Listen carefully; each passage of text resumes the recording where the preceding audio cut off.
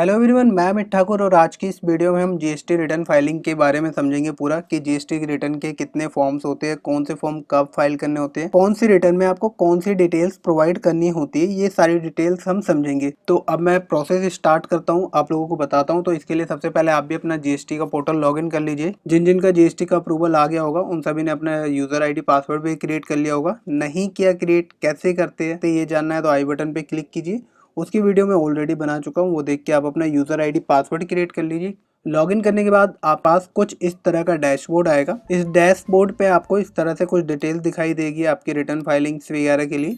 और यहीं से हमें ये देखिए, जैसे कि मार्च की रिटर्न पे हमें दिखा रहा है, मार्च की रिटर्न दिखा रहा है। अब अभी हमारी फाइल नहीं हुई है, ड्यू डेट हमारी 11/4 है, इसकी 20/4 है। तो ये सारी चीज़ें हम समझते हैं कैसे हमें रिटर्न फाइलिंग का प्रोसेस होता है, कैसे क्या करना होता है। तो लॉगिन करने के बाद सबसे पहले आपको क्या करना है, इस पे रिटर्न डैशबोर्ड पे क्लिक कर लेना है। रिटर्न डैशबोर्ड पे जैसे ही आप क्लिक करेंगे, यहाँ से आपसे आपका फाइनेंशियल सेलेक्ट करने को बोलेगा। तो अभी हम क्या है 21-22 फाइनेंशियल ईयर की रिटर्न फाइल करेंगे, क्योंकि अभी जो मंथ गया है हमारा मार्च गया है। जीएसटी में हमेशा याद रखना है, जब जो मंथ बीत जाए उसके बाद हम, जैसे अभी हमारा मार्च बीता है तो अप्रैल में हम मार्च की रिटर्न फाइल करेंगे। तो हमारा जो मार्च बीता है वो कौन से फाइनेंशियल में बीता है, 21-22 में बीता है। तो हम यहाँ पे 21-22 सिलेक्ट कर लेंगे। इसके बाद यहाँ पे क्वार्टर, तो अभी हमें मार्च की रिटर्न फाइल करनी है तो हमने जैन टू मार्च सेलेक्ट किया। यहाँ से मंथ सेलेक्ट कर लो, हो सकता है आपकी पिछली रिटर्न अभी पेंडिंग हो तो आप पिछली सिलेक्ट कर सकते हैं। अभी मेरे केस में मार्च है तो मैं मार्च सेलेक्ट कर रहा हूँ। ठीक है, मार्च सेलेक्ट करने के बाद यहाँ पे मैं सर्च करूँगा। सर्च करते के साथ ये देखिए मेरे पास ये सारे रिटर्न्स के फॉर्म आ गए। जिन रिटर्न्स को आपको हर महीने फाइल करना होता है वो ये सारे फॉर्म्स होते हैं। तो इन फॉर्म्स की नॉलेज होनी आपको सबसे ज़्यादा ज़रूरी है। अभी ये सारे फॉर्म जो है ये रेगुलर स्कीम जिन्होंने ले रखा है जीएसटी में, उन लोगों के केसेस में आता है। और 90% लोग जीएसटी में रेगुलर स्कीम में ही जाते हैं। तो इसलिए पहले मैं रेगुलर वाले का बता रहा हूँ। कंपोजिट टैक्स पेयर भी जो होते हैं उनके लिए एक सिंपल सा फॉर्म होता है, उसका भी मैं अभी बता दूंगा। पहले रेगुलर का समझाता हूँ फिर कंपोजिट। तो देखिए, जब भी आप जीएसटी में रजिस्टर्ड हो जाते हैं, रजिस्टर होने के बाद अगर आप रेगुलर टैक्स पेयर है तो आपको इन रिटर्न्स, ये जो फॉर्म होते हैं, ये फॉर्म आपको हर महीने फाइल करने होते हैं। पहला हो जाता है हमारा GSTR 1, दूसरा GSTR 2A, GSTR 2B and GSTR 3B। ये आपके फॉर्म होते हैं। इनमें से दो फॉर्म आपको फाइल करने होते हैं। दो क्या होते हैं, ये कि स्टेटमेंट्स होती है, इनको आपको फाइल नहीं करना, ये स्टेटमेंट होती है।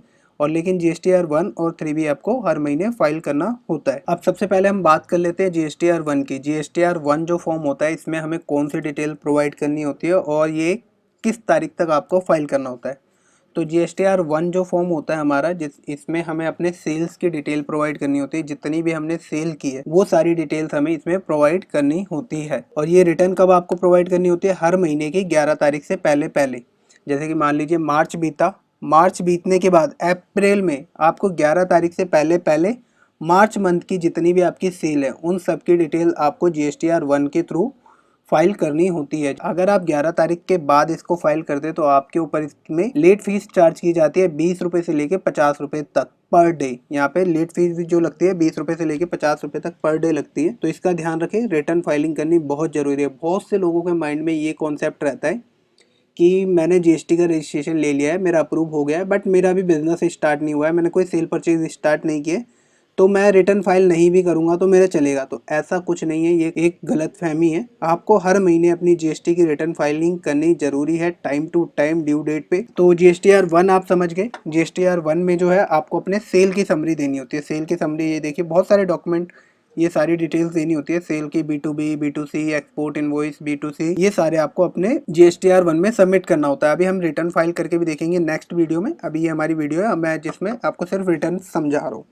GSTR 2A क्या होता है, एक तो ये ऑटो ड्राफ्टेड होता है, इसमें आपको फाइल नहीं करना होता है, इसमें आपके पास डाटा शो करता है। और डाटा कौन सा शो करता है, जो आपने कहीं से भी कुछ भी परचेजिंग की है वो सारा डाटा आपको GSTR 2A में दिखता है।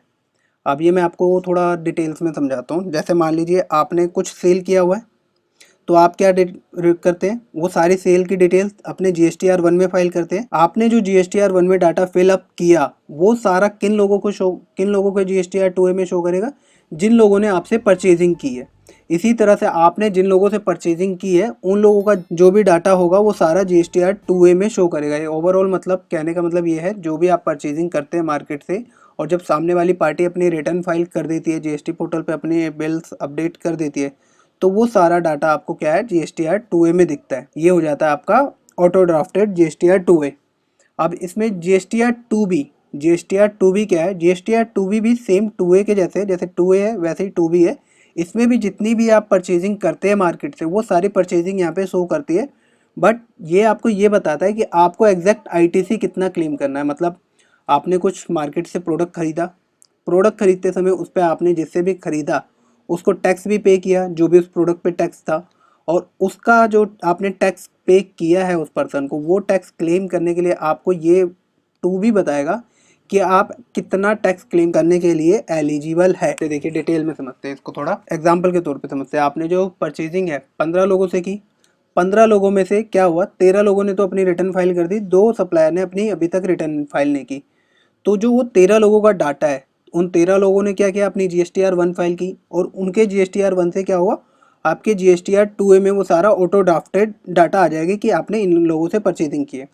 तो उन 13 लोगों का इन्वॉइस आपको आपके GSTR 2A में दिख रहा है। लेकिन GSTR 2A में आपको 13 का इन्वॉइस दिख रहा है, तो इसका मतलब ये नहीं कि आपने उन सबका ITC क्लेम कर लिया।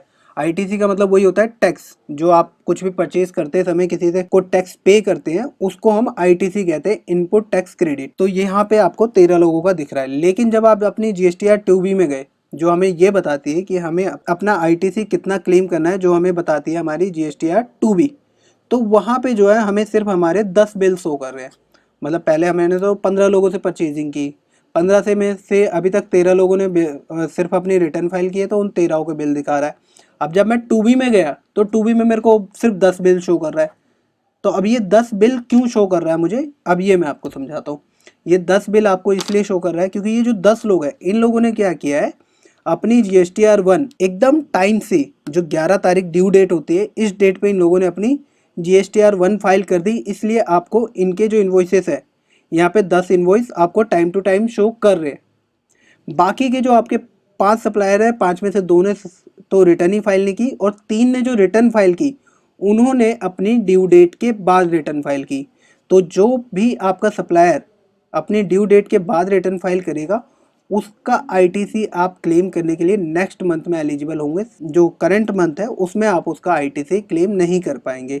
तो सेम एप्लीकेबल आपके ऊपर भी होता है। आप भी अपनी रिटर्न जो है GSTR 1, GSTR 3B वगैरह सारी टाइम से फाइल करें, ताकि आपसे जो परचेज कर रहे प्रोडक्ट, वो लोग भी टाइम से उनको उनका टैक्स का क्लेम मिल सके, ताकि वो आपके साथ लॉन्ग टाइम तक बिजनेस करे और आपकी जो वैल्यू है अच्छी बनी रहे, कि आपकी कंपनी की वैल्यू दिखे कि ये कंपनी टाइमली अपने कंप्लाइंसेस को पूरा करती है। GSTR 1, GSTR 2A and 2B समझ गए आप। GSTR 1 में हम अपने सारे सेल्स का डाटा एंटर करते हैं। कब करना होता है हमें, 11 तारीख से पहले पहले।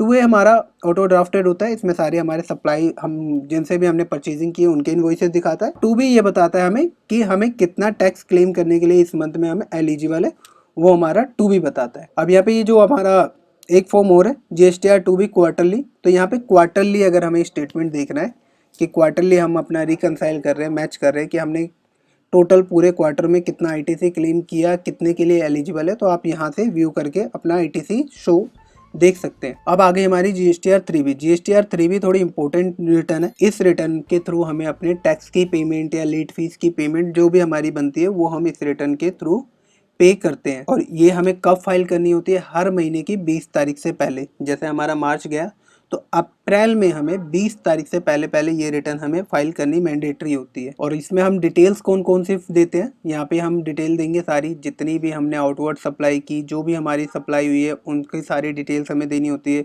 इंटर स्टेट जो भी सप्लाई किया, ITC एलिजिबल, ये वाला जो ITC एलिजिबल वाला कॉलम है, ये आपका ऑटो पॉपुलेटेड फिलअप होके आ जाता है सारा। तो यहाँ से आपको अपनी GSTR 3B फाइल करनी होती है। GSTR 3B और 1 आपको हर महीने रिटर्न फाइल करनी है। ध्यान रखिए GSTR 1 की डेट जो है आपकी हर महीने की 11 तारीख, और 3B की जो डेट है आपकी ड्यू डेट हर महीने की 20 तारीख। इन डेटों पे आपको अपनी रिटर्न्स फाइल करनी होती है। ये तो बात हो गई हमारे जो भी रेगुलर टैक्स पेयर होते हैं उनकी। अब बात कर लेते हैं कंपोजिट टैक्स पेयर जो होते हैं। तो कंपोजिट टैक्स पेयर को जो है क्वार्टरली रिटर्न फाइल करनी होती है। क्वार्टरली रिटर्न होती है जिसको हम कहते हैं CMP 08।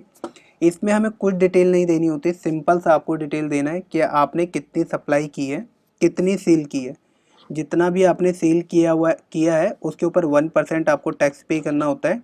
वैसे इसके भी टैक्स के 3 स्लैब होते हैं, 1, 5 एंड 6। लेकिन मैक्सिमम 1% की कैटेगरी में आते हैं तो आपको 1% टैक्स पे करना होता है जो भी आपने सेल किए। उस कंपोजिट टैक्स पेयर को कोई डिटेल प्रोवाइड नहीं करनी होती है, उनको सिंपल सा जो है डिटेल प्रोवाइड करनी होती है कि उन्होंने कितना सेल किया है, सेल का अमाउंट बताना होता है कि उन्होंने जो भी सेल का अमाउंट किया है उतना, उसके अकॉर्डिंग 1% का उन्हें अपनी CMP 01 के थ्रू टैक्स का पेमेंट कर देना होता है। बस सिंपल सा इतना होता है कंपोजिट टैक्स पेयर वालों के लिए। इनको जो CMP 08 फाइल करना होता है क्वार्टरली करना होता है, मतलब साल में 4 बार करना होता है, क्वार्टर में 1 बार, और एक रिटर्न होती है इनके CMP 04 जो इन्हें करना होता है एनुअल रिटर्न फाइलिंग। तो बस CMP वालों के लिए बस इतना ही होता है। बाकी रेगुलर वालों के लिए मैंने आपको बता दिया कि रेगुलर स्कीम वालों को कौन कौन सी रिटर्न फाइल करनी होती है। तो ये थी डिटेल्स कि आपको GST में कौन कौन सी रिटर्न फाइल कर, कौन सी रिटर्न कब फाइल करनी होती है। बाकी नेक्स्ट वीडियो में हम एक नील रिटर्न फाइलिंग करके देखेंगे कि मतलब आपका कोई भी बिजनेस नहीं हुआ तो उस केस में आप कैसे अपने नील की रिटर्न फाइलिंग करें। देन नील रिटर्न फाइलिंग के बाद अगर आपकी सेल परचेज हुई है तो उसकी रिटर्न कैसे फाइल करें, स्टेप बाय स्टेप एक एक वीडियो हम बनाते जाएंगे। तो बस आज के लिए इतना ही, बाकी मिलते हैं अगली क्लास में। नील रिटर्न फाइलिंग करना सीखेंगे हम अगली क्लास में।